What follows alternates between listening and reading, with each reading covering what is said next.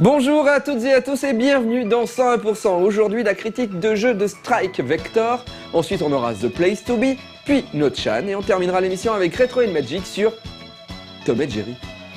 Le jeu vidéo, je pense. Mais on commence avec les news.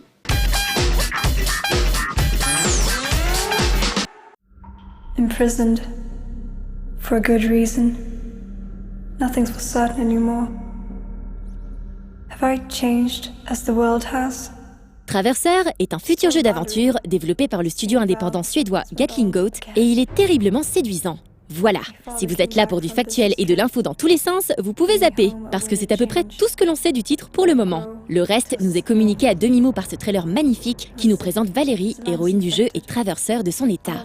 Par traverseur, Gatling Goat désigne visiblement des sortes de gardes capables de circuler entre les deux faces d'une ville où le soleil et l'oxygène se font extrêmement rares. Visiblement conçu en 3D selon les quelques screenshots disponibles sur le site officiel du studio, Traverseur ne précise pour l'instant ni sa date de sortie, ni les machines qui le feront tourner. Voilà, Gatling Goat n'a quasiment rien montré de son jeu, mais bien assez tout de même pour qu'on attende avec impatience d'en savoir plus.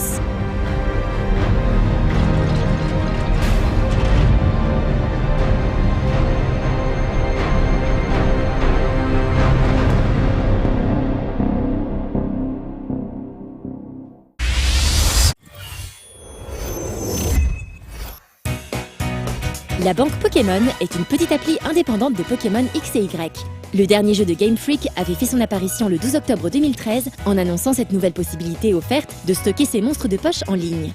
Le service aurait dû être lancé fin décembre, mais les serveurs japonais ont eu bien du mal à gérer la demande durant les premiers jours de fonctionnement. Nintendo a donc sagement préféré repousser la sortie de son appli pour l'Europe pendant quelques temps. Maintenant, l'attente est finie pour les apprentis dresseurs. Depuis le début février, la banque Pokémon est enfin disponible sur 3DS chez nous. Si l'application en elle-même est gratuite, le service, lui, est bien payant. Il faudra débourser 5 € par an pour pouvoir stocker plus de 3000 Pokémon sur ce cloud dédié. Le Poké Transfert permettra également via la banque d'envoyer ces Pokémon des jeux précédents vers les versions X et Y. De plus, jusqu'au 14 mars, une période d'essai de 30 jours est proposée et un Celebi sera débloquable en bonus.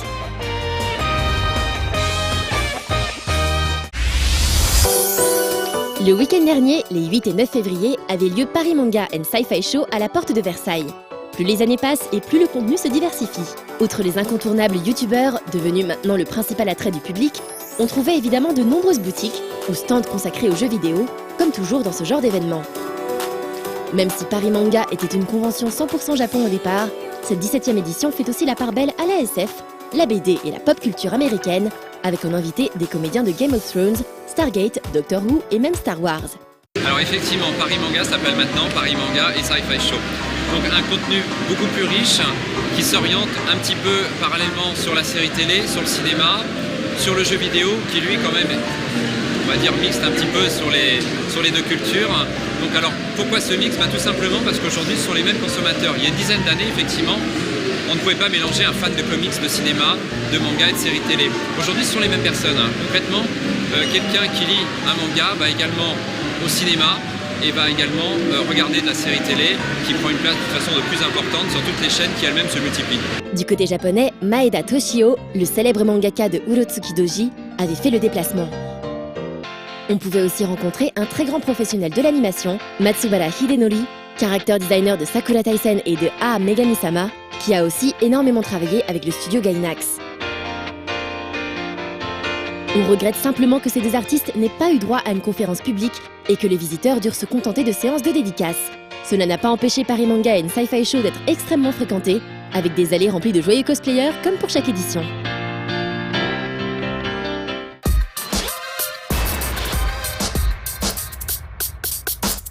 Il y a à peu près 15 jours, je reçois un mail de Seb de No Life un matin et qui me demande si je voudrais bien répondre à des questions sur Joss Whedon pour l'émission Entrée libre sur France 5. Alors, je trouve ça bizarre. Je me suis dit, pourquoi on s'intéresse à Joss Whedon en France? Alors j'ai fait, ok, je pense être capable de pouvoir répondre à quelques questions. Ok. Et là on me dit, ok, il y a une équipe technique qui passe dans 2 jours chez toi pour te filmer. Ah bon? D'accord. On va regarder la critique de jeu de Strike Vector.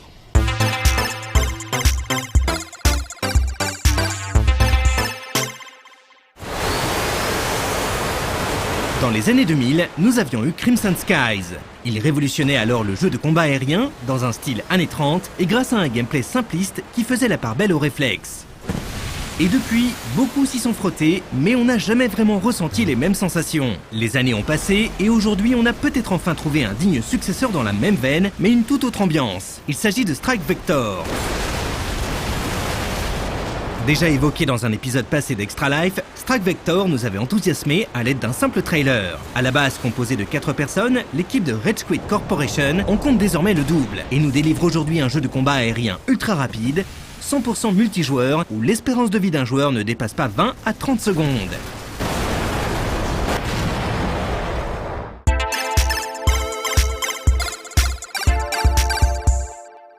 Insignificant cogs in the machine.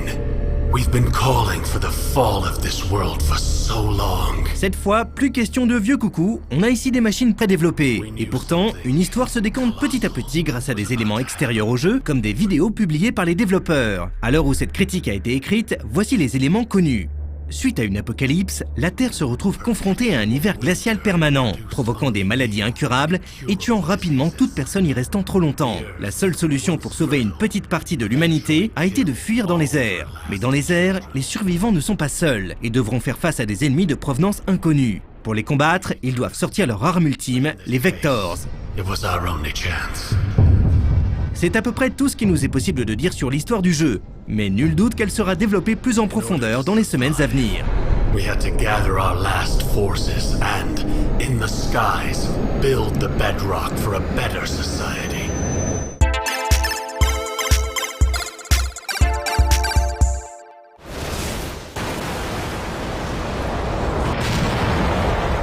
Dans Strike Vector, vous l'aurez compris, vous serez aux commandes d'un Vector. Il s'agit d'un vaisseau de guerre possédant 2 armes, à gauche et à droite, que l'on contrôle avec les 2 clics de la souris. Mais surtout, on peut alterner de façon instantanée entre 2 modes de vol. Le mode Jet permet d'aller à une vitesse importante. Évidemment, il sera très compliqué de faire des virages serrés. Rien de vraiment particulier dans ce mode. On peut noter toutefois qu'il est possible de faire des barrel rolls pour esquiver des projectiles venant de face ou de dos.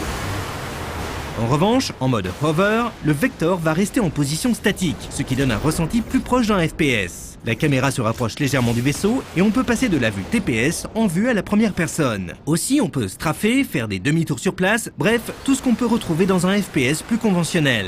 L'alternance entre ces modes se fait avec la barre d'espace, et même s'il est possible de reconfigurer toutes les touches, il est conseillé de laisser celle-ci sur espace, car c'est un élément qui peut se révéler crucial pour survivre.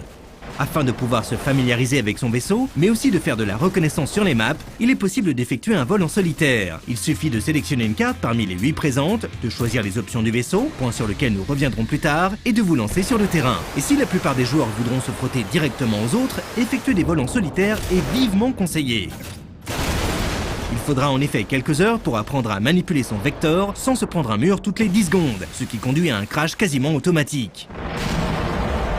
Une fois la phase de prise en main passée, il est temps de s'intéresser aux armes. Elles sont au nombre de 8, et vous pouvez en équiper 2 qui peuvent être différentes ou identiques. Pour chaque arme, on peut choisir 2 bonus, plus ou moins nombreux selon les armes. Par exemple, l'un va vous permettre d'infliger plus de dégâts et un autre va réduire le temps de recharge de votre arme.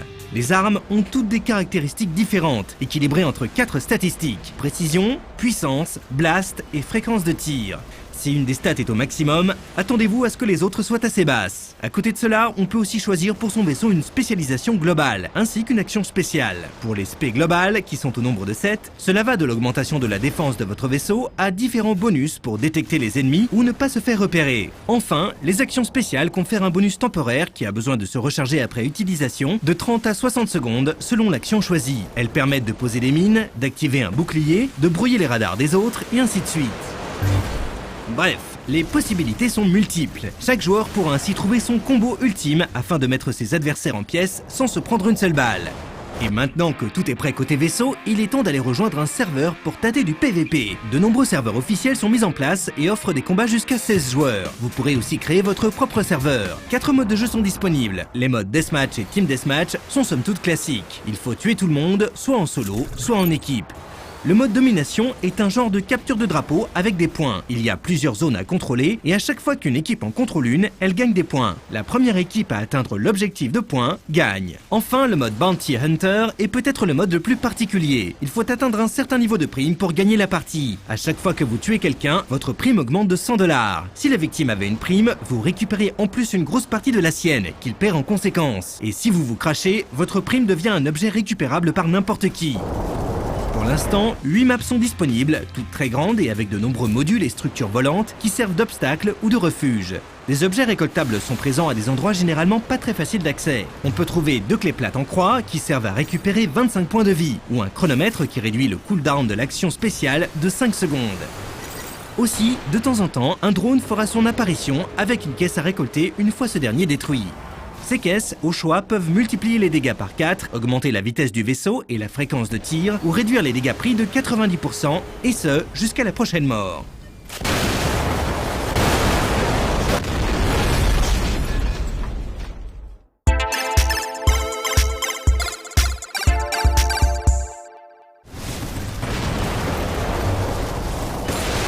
La première chose qui saute aux yeux en jouant à Strike Vector, c'est que le jeu va très vite. Nerveux à souhait, on pourrait presque le trouver surchargé ou incontrôlable. Mais après plusieurs heures de jeu, on commence à sentir les nuances de gameplay. Et c'est à ce moment-là que Strike Vector devient vraiment appréciable. Après, comme dit le dicton, l'enfer c'est les autres. Et effectivement, les autres paraîtront toujours plus expérimentés. Et il faudra encore du temps avant d'obtenir des résultats honorables. La bande-son correspond parfaitement à l'ambiance de jeu, même si elle n'est présente que dans les menus. On a droit à de la guitare bien grasse et distordue qui donne envie d'aller au combat. En jeu, les sons sont un peu plus étouffés et il n'y a pas de musique, mais cela permet de mieux se concentrer sur ce qu'il se passe autour de nous. À côté de cela, l'univers graphique est parfaitement cohérent, les décors sont très détaillés et le level design s'avère exemplaire. Cependant, une fois encore, tout va tellement vite qu'on n'a pas forcément le temps de les admirer. De plus, le jeu n'affiche aucun ou très peu de bugs visibles. En revanche, un équilibrage est en cours pour corriger les armes ou combos trop puissants et améliorer ce qui ne l'est pas encore assez. On pourrait aussi se plaindre du manque de contenu. Après tout, 8 maps et 4 modes de jeu pour un prix d'environ 20 €, on pourrait penser que c'est assez cher payé. Mais les développeurs ont annoncé que des DLC sortiront pour ajouter du contenu et qu'ils seront tous gratuits. Bref, ignorer Strike Vector après 1 heure ou 2 à cause de sa maniabilité rigoureuse serait une erreur. Si vous êtes en mesure d'y investir suffisamment de temps, avec la persévérance nécessaire, alors vous pourrez profiter pleinement du jeu. C'est ainsi que vous vous retrouverez à jubiler devant votre écran en contemplant un festival d'explosions digne d'un film de Michael Bay.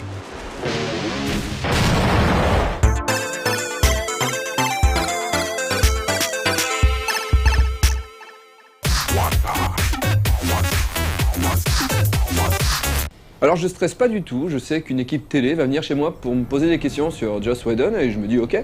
Quand même à quelques heures avant qu'ils arrivent, je me dis est-ce que je connais quand même bien mon sujet ? Je vais quand même aller sur internet d'abord, je vais sur internet et tout ce que je découvre en fait je le sais déjà, donc je me dis ça va. Ils arrivent, ils me posent des questions, ils filment mon chat. Je sais pas pourquoi, mais en tout cas mon chat leur a plu. Et je commence à parler de Whedon. Et je parle de Whedon. En fait, je me rends compte que je maîtrise bien le sujet, finalement. Et à la fin, je dis, mais... Je savais pas, hein. À la fin de l'interview, ils sont en train de remballer, et je fais, mais pourquoi vous faites ça ? Elle me fait, bah, non, c'est parce qu'on avait besoin de compléments, vu que ce matin, on a interviewé Whedon. Je fais, bah, comment ça se fait que vous l'avez interviewé ce matin ? Bah, il est à Paris. Joss Whedon est à Paris, en ce moment. Oui ? Ah bon ? Mais pourquoi ? Bah pour la sortie de son film. Ah oui, beaucoup de bruit pour rien, c'est vrai, il est là, mais et il va faire genre une avant-première ? Bah oui, dans 1 heure. Mais, je peux y aller ? Bah oui, enfin, je pense, vous pouvez même lui poser des questions, je pense. Vous croyez ? Mais comment ? Bah attendez, j'appelle les gens qui gèrent le truc, elle appelle devant moi, elle me le passe au téléphone, et je fais, oui, parce que je fais partie de No Life, alors voilà. Elle fait, bah ouais, mais alors que 2 questions, parce qu'on n'a pas le temps, on vous met juste avant la diffusion du film, et on vous met 2 places. Et je fais, ouais, ok. Et puis après, je raccroche, je regarde les journalistes de France 5, et je fais, mais qu'est-ce que je vais lui poser comme question ? Je sais pas, moi. Et là, il y a la cadreuse qui me dit, je pense qu'il n'y a pas de vous posez pas de questions, vous êtes prêt depuis votre naissance. J'ai fait, ah oui, c'est vrai.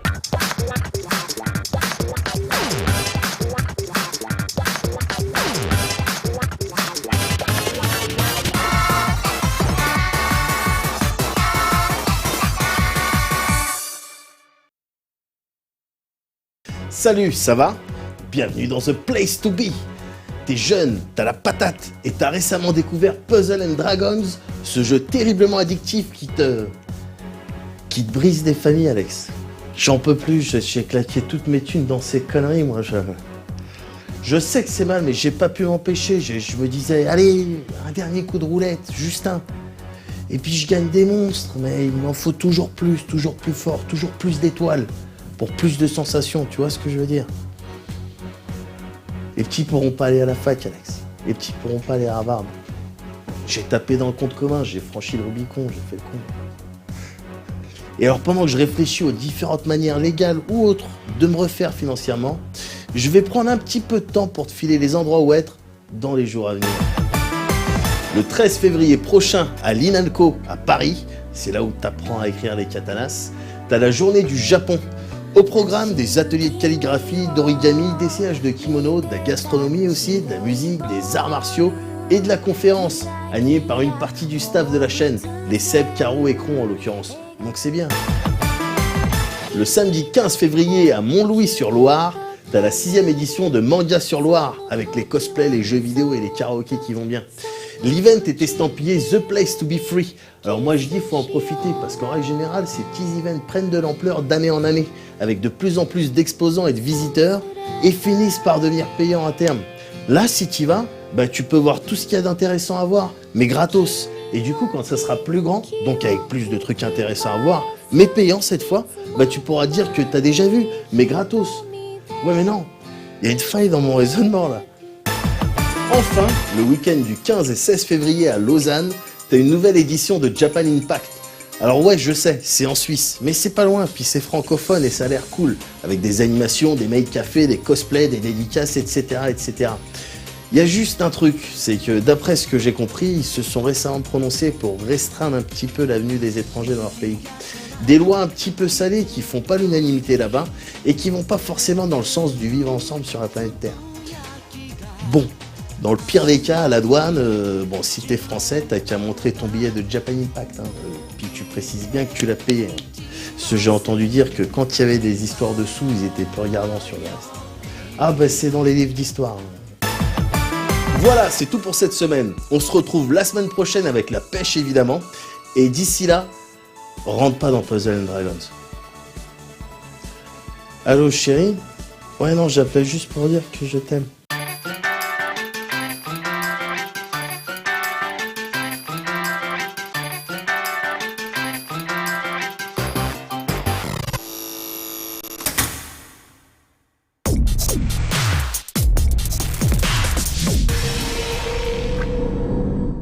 J'ai rendez-vous avec Whedon, mais je n'ai pas de cadreur. Alors, j'appelle Rémi, et Rémi est en montage ailleurs, dans un endroit où il capte pas.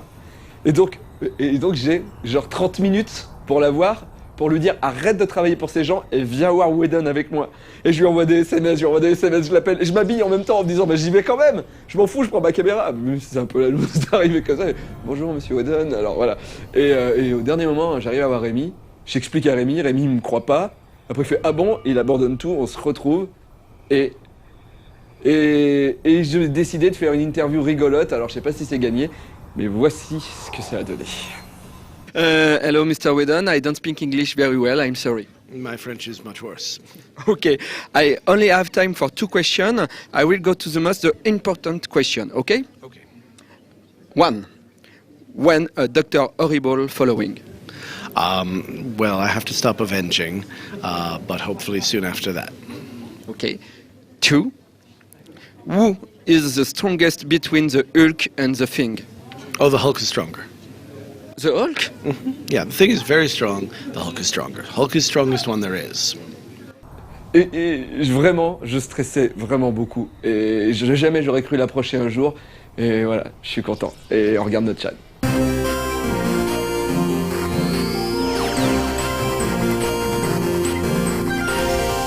Salut les otaques, c'est No-chan. Depuis le début de l'ère numérique, on a toujours expliqué aux gamins et pirater en herbe que copier un jeu, c'est mal. Sauf que dans les années 90, on faisait passer les messages en rappant.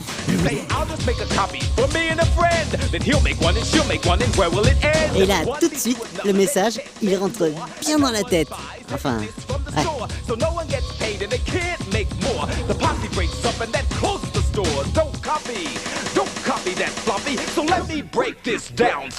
Don't copy that, floppy. Hey!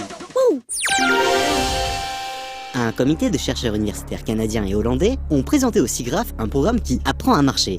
On lui donne un corps, une masse, des muscles, une tête, voire une queue, et le programme apprend tout seul à marcher. Mais il n'y arrive pas du premier coup. Il commence par se casser la figure et apprend petit à petit de ses erreurs. On assiste tout simplement à l'apprentissage de la marche par une intelligence artificielle. C'est très impressionnant. Joe Johnston, réalisateur du sympathique Captain America en 2011, est également à l'origine des films Rocketeer et Jumanji. Et c'est justement ce dernier qui nous intéresse puisque le metteur en scène a décidé de mettre en vente un des exemplaires du jeu utilisé lors du tournage sur un célèbre site d'enchères. Bon, il ne fera pas apparaître d'animaux de la brousse dans votre salon, mais c'est quand même un fort bel objet. Montant des enchères au moment d'écrire ces lignes, un peu plus de 2000 $. Si j'étais riche... Après les Google Glass, déjà ringardisés avant d'être vraiment grand public, c'est beaucoup plus classe dans Dennocoil en fait comme idée, voici les Smart Contact, des lentilles de contact made in Google qui pourraient permettre aux diabétiques de surveiller leur niveau de glucose, insuline, avec un petit voyant qui clignote à partir de certains seuils. Et bien d'autres choses en développant le concept. Mais évidemment, don't even think evil. On termine avec une action figure du Metal Gear Ray qui sortira en août 2014 chez Good Smile Company. Elle fera environ 42 cm. Les pattes, les ailes et le torse sont articulés et comme vous pouvez le voir, le rendu métallique de la peinture est sublime. On pourra même allumer le cockpit si on glisse quelques piles dans la bête. J'espère que Jean-Marc nous en parlera en détail bientôt. Par contre, attention, c'est du jouet de luxe, il faudra bien compter dans les 350 € pour se l'offrir. À la prochaine des otaques.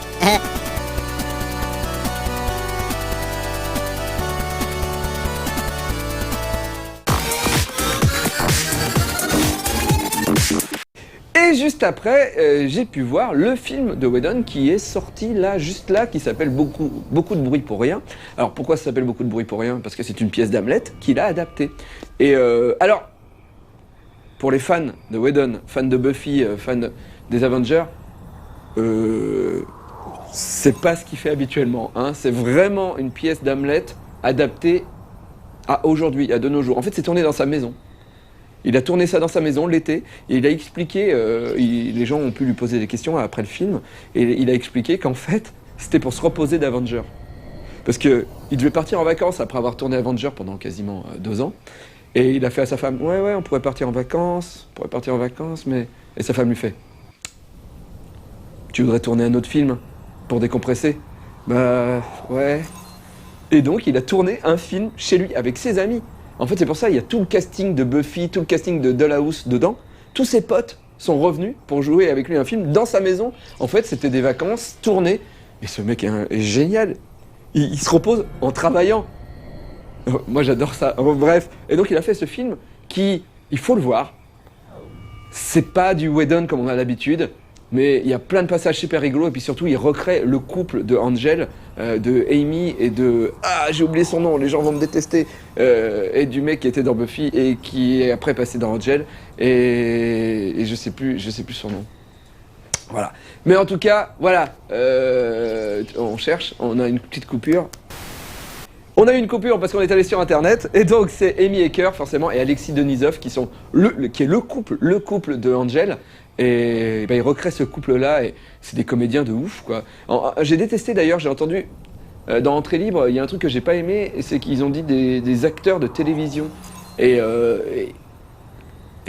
d'où ils sont acteurs de télévision? Oui, ils ont fait quasiment que des séries, mais ils sont acteurs, quoi. Et ils sont vraiment doués, donc c'est des vrais comédiens, ils sont super forts et ils offrent un truc de ouf, une relation amoureuse juste géniale entre 2 personnes qui se détestent et que les gens leur font croire que l'un est amoureux de l'autre et que l'autre est amoureux de l'autre. Du coup, ils se détestent au début, puis en fait ils s'aiment parce que les gens ont dit que l'un aimait l'autre et c'est juste génial. Voilà. On regarde Retro Magic sur Tom et Jerry. Parce qu'ils se détestent, Tom et Jerry, et en fait au bout d'un moment on leur dit qu'ils s'aiment et en fait ils s'aiment mais ils se mangent la queue.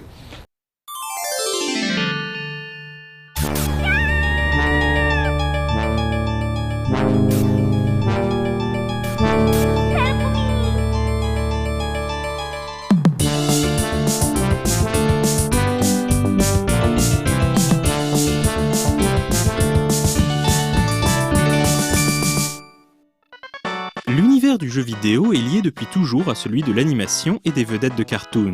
Cette tendance, surtout vraie dans les années 90, s'est peu à peu estompée au fil des générations de consoles.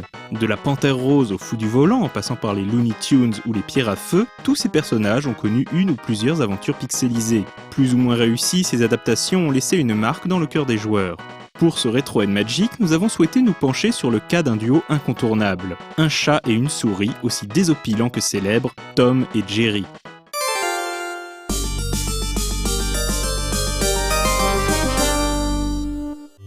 Démarrée en 1940, la série Tom et Jerry revisite le mythe du chat et de la souris. Le félin Tom, d'ailleurs appelé Jasper dans les premiers épisodes, tente par tous les moyens d'attraper Jerry, une souris aussi vive d'esprit qu'espiègle. Cette chasse incessante a pour effet de transformer la demeure familiale en véritable champ de bataille, où les gags visuels s'enchaînent à la vitesse de l'éclair. Et forcément, cette recette intemporelle a inspiré de nombreux développeurs. Sur console de salon, l'offensive est lancée en 1991 sur la NES de Nintendo. Sobrement intitulée Tom et Jerry, la cartouche grise immerge le joueur dans un monde miniaturisé. Jerry traverse des niveaux labyrinthiques rappelant visuellement Chip 'n Dale et doit se frayer un chemin jusqu'au grenier où est retenu son neveu Tuffy. Plutôt correct techniquement avec de gros sprites, le jeu ne brille pas par son originalité, mais les combats contre Tom, qui fait alors office de boss, sont sympathiques. En dépit de bonnes idées, le titre pêche par une difficulté mal dosée, des graphismes peu détaillés et une ambiance assez molle. Sans cet art, il aurait été bien plus séduisant, même si cette première tentative reste honorable.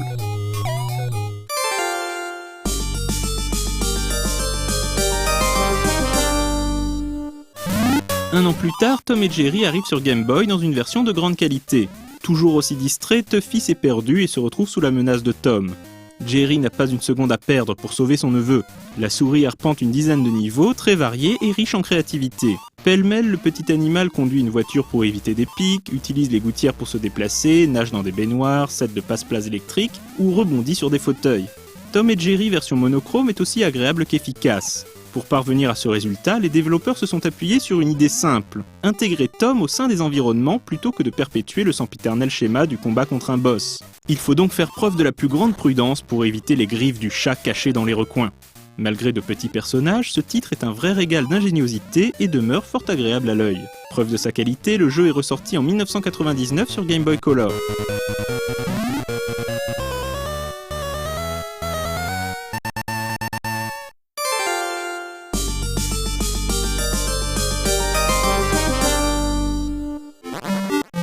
Mais les consoles Nintendo ne sont pas les seules à avoir profité des héros de Hanna-Barbera.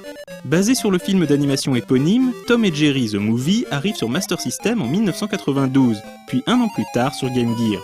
Cette cartouche a marqué de nombreux joueurs grâce à une multitude de petites idées originales. Premièrement, le joueur incarne Tom et profite donc des aptitudes félines du matou.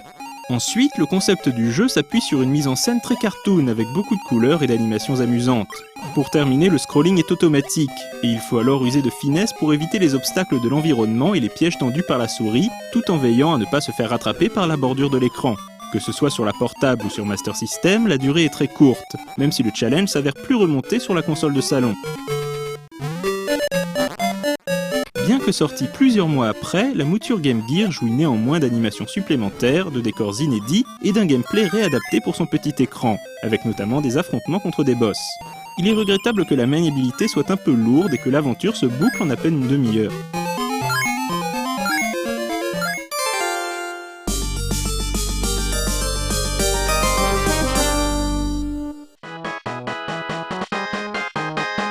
La Super Nintendo dispose également d'une adaptation de Tom et Jerry dans sa ludothèque. Reprenant la base de l'épisode Game Boy, mais avec moins de talent, ce titre se révèle assez paresseux. On sent que les capacités de la console de Nintendo ne sont pas exploitées et l'aventure ne tarde pas à révéler ses faiblesses. Si la maniabilité est correcte, on ne peut pas en dire autant des graphismes peu inspirés et du manque de variété dans les situations et les décors. Comme pour l'épisode NES, Tom n'apparaît que sporadiquement dans des rigs prévus à cet effet. Une cartouche médiocre qui aurait mérité un meilleur traitement.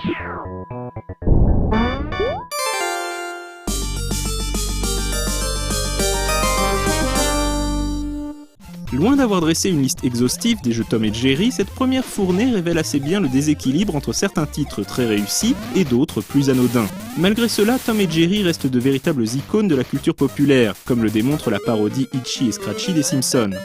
Drôles et intemporels, le chat et la souris n'ont pas fini de faire rire petits et grands. Nul doute qu'on en reparlera dans un prochain Retro & Magic.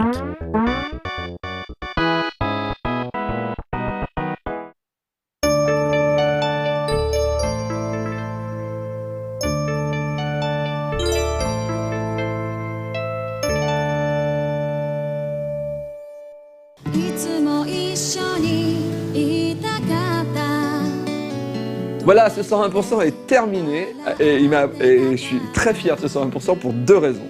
La première raison, c'est que grâce à No Life, j'ai pu approcher Whedon, qui est un dieu vivant, voilà. Et la deuxième, c'est que j'ai appris, grâce à ce 120%, et vous ne le savez pas, qu'Alex Pilote déteste Tom et Jerry. Et il en parle tellement bien mal que j'ai trouvé ça très drôle. Voilà, faudra en faire un 120% là-dessus un jour. Voilà, allez, à bientôt, ciao.